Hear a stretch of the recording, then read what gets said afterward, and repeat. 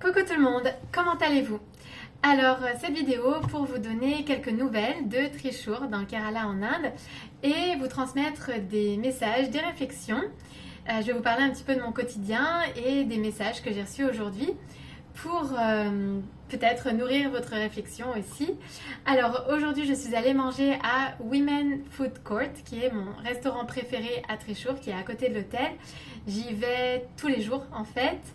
Et j'ai sympathisé avec le personnel du restaurant, donc c'est très sympa. Et j'aime beaucoup ce lieu qui est spacieux, il y a plein de plats à goûter. J'en parle dans d'autres vidéos. Et en fait, c'est un restaurant qui est tenu par des femmes. Donc d'après ce que j'ai compris, en fait, ce sont des femmes qui ont participé à un programme financé par le gouvernement du Kerala et d'autres partenaires pour accéder à l'emploi, donc soit un emploi dans la restauration, soit pour lancer leur propre business. Et donc, ça leur permet de sortir de chez elles, de travailler et donc de devenir plus autonome et indépendante. Donc, il y a une très bonne ambiance et c'est toujours un moment agréable. Donc, je suis allée à Women Food Court. J'ai vu Ajay, qui est le chef, avec qui j'ai sympathisé récemment, que je connais depuis peu. Et il m'a offert donc un premier cadeau aujourd'hui, même si on peut voir des cadeaux un peu partout dans notre vie, si on se relie à l'abondance et à tout ce qui est déjà là.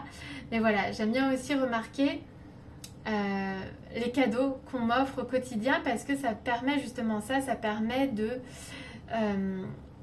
voir l'abondance qui est dans notre vie et de la manifester aussi, de s'y relier, de s'y connecter, de l'attirer, de la vivre.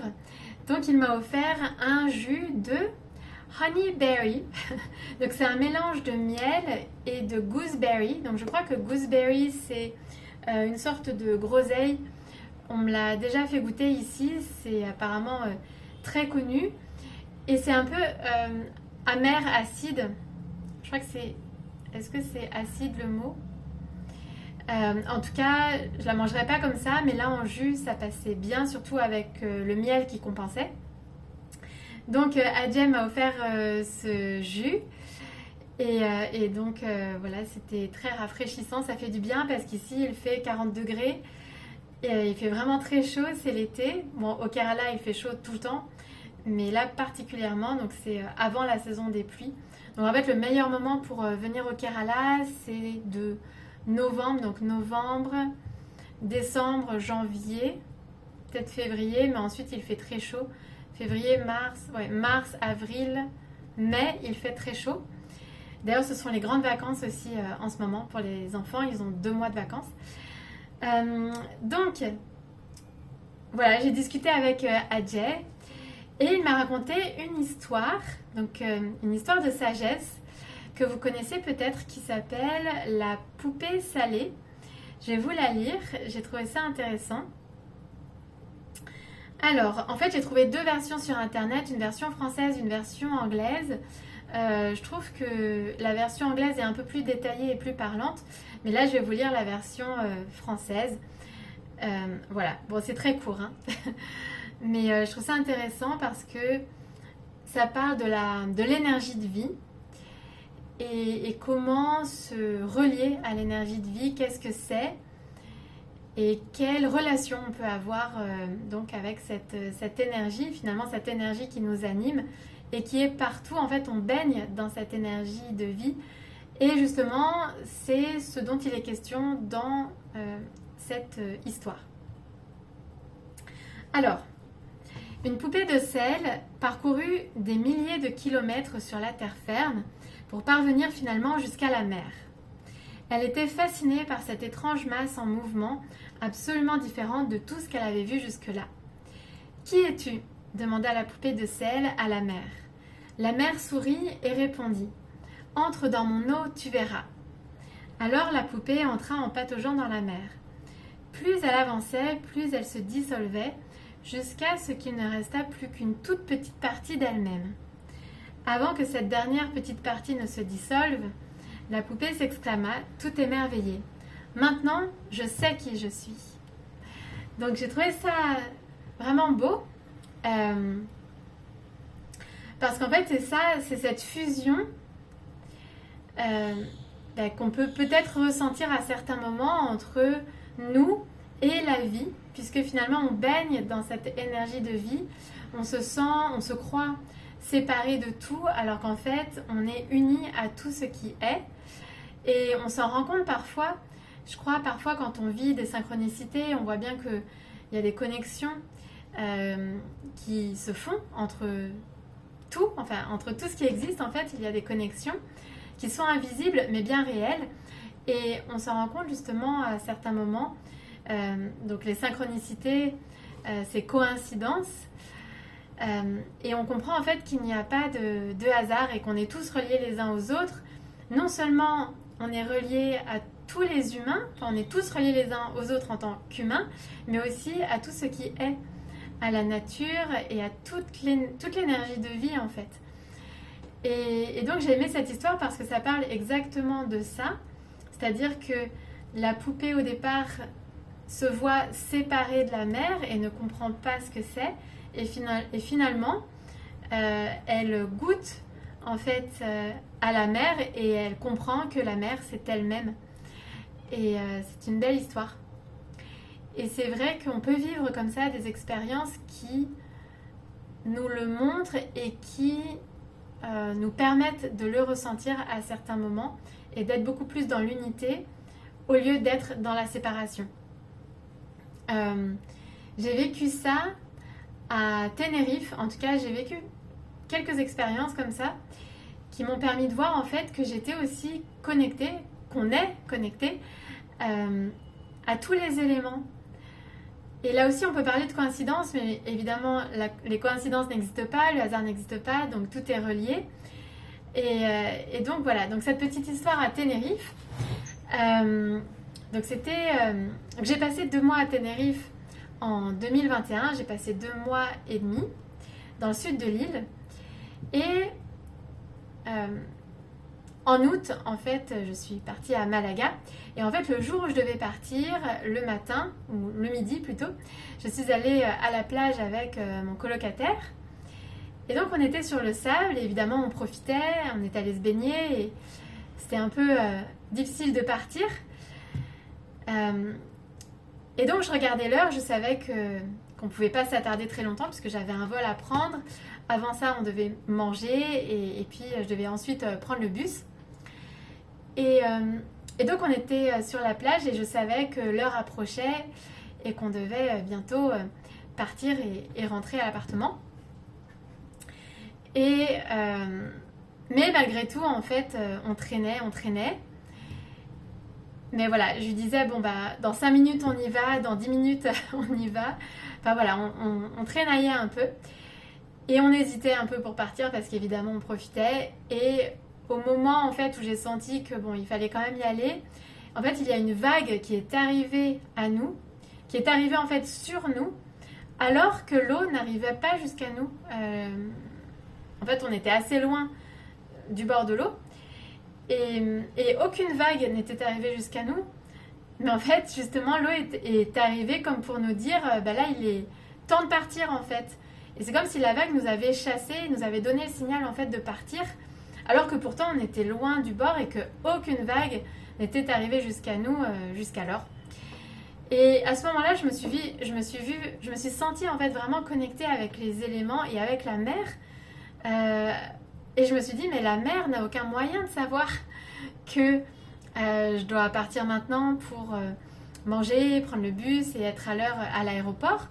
Et j'ai eu cette sensation vraiment d'avoir communiqué avec la mer et avec les éléments qui étaient là et cette vague qui est arrivée, enfin en tout cas cette communication s'est manifestée par cette vague qui est arrivée et qui nous a chassés. Et donc là vraiment on l'a vu comme un signe et on est parti.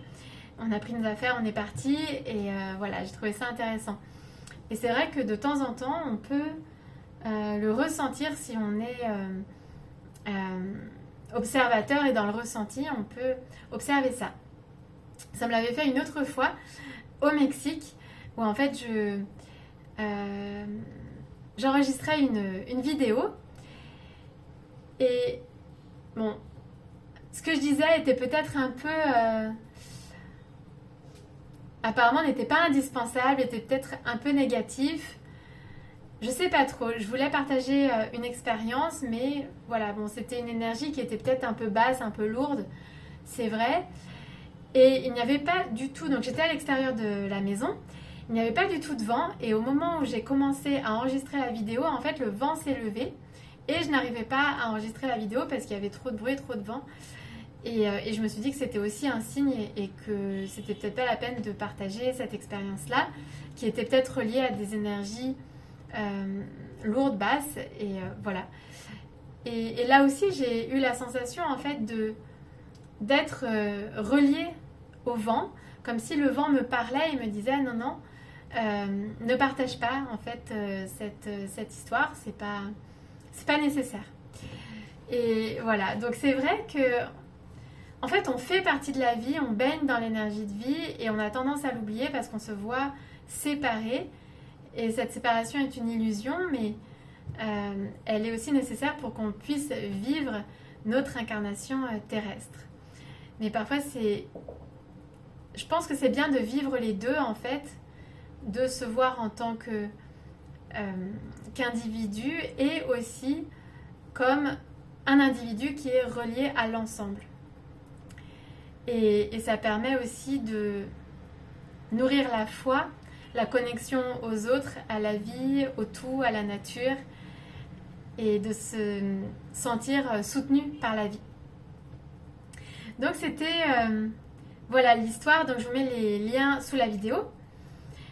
Ensuite, je suis allée au supermarché, et là sur mon trajet, donc du restaurant au supermarché, j'ai rencontré une personne devant un magasin qui m'a interpellée, qui m'a abordée. Il m'a dit qu'il m'avait déjà vue au restaurant Women Food Court. Et là, on a commencé à parler. Bon, malheureusement, j'ai pas trop compris ce qu'il m'a dit parce qu'il avait un masque. Et voilà, j'ai malheureusement pas tout saisi. Mais tout de suite, on a parlé de spiritualité. Et on a parlé... en fait, il attendait quelqu'un, une personne pauvre, enfin, sans ressources et sans abri, enfin, qui vit dans la rue et qui est dans un grand état, qui est dans un état, dans une situation très précaire.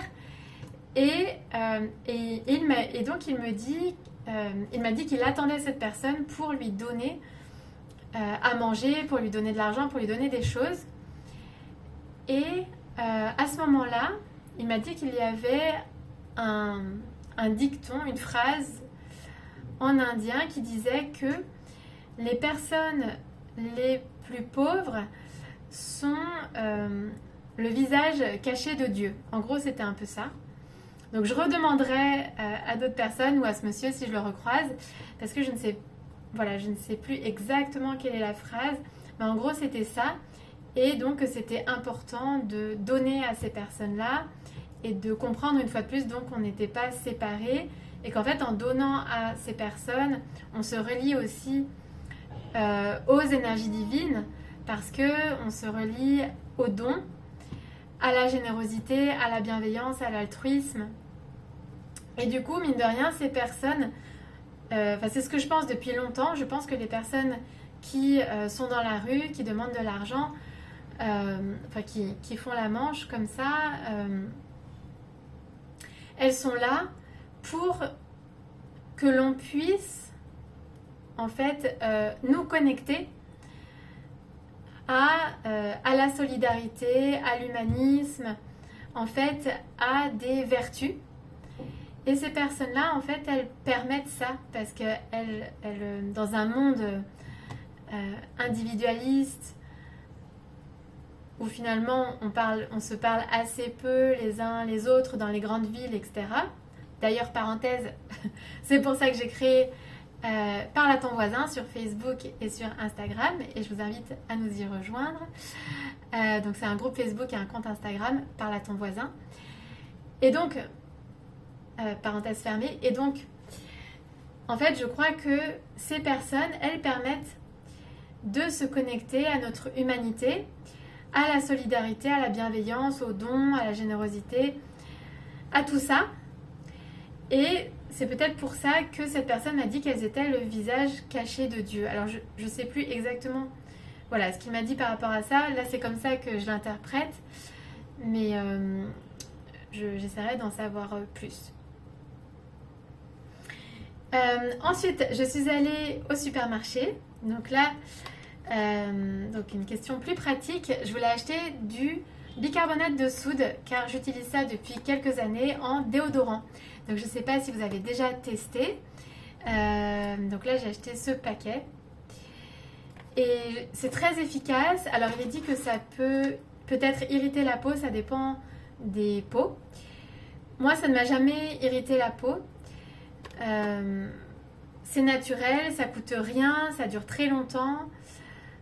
Donc voilà, maintenant j'utilise uniquement ça, donc le bicarbonate de soude. Donc juste ça en fait, de l'eau. Hein. Il suffit d'humecter la peau avec de l'eau et simplement de saupoudrer, enfin de mettre un petit peu de bicarbonate de soude et ça fonctionne très bien. C'est très efficace, il n'y a pas d'odeur, enfin voilà, du coup c'est neutre et voilà, moi ça me convient parfaitement. Voilà pour l'astuce déodorant écologique qui dure très longtemps. De la poudre comme ça peut durer plusieurs mois en fait. Et ça a coûté 30 roupies, donc ça revient à moins de 5, c'est peut-être 30 roupies. 85 roupies, c'est 1 euro. Donc ça fait peut-être 40 centimes, 40-45 centimes d'euros. Voilà, pour plusieurs mois de déodorant. Voilà, je pense que c'est à peu près tout ce que je voulais partager aujourd'hui, en tout cas jusqu'à présent. Donc vous pouvez me rejoindre sur les réseaux sociaux, sur Instagram, Facebook, sur la page Sur les ailes de Gaëlle, sur mon blog sur lesailesdegaëlle.blogspot.com. Et si vous le souhaitez, vous pouvez participer à ma cagnotte sur PayPal pour me soutenir en me faisant un don et m'encourager dans ces partages que je fais et dans ce voyage initiatique guidé par mon âme. Je vous dis à très vite pour d'autres partages.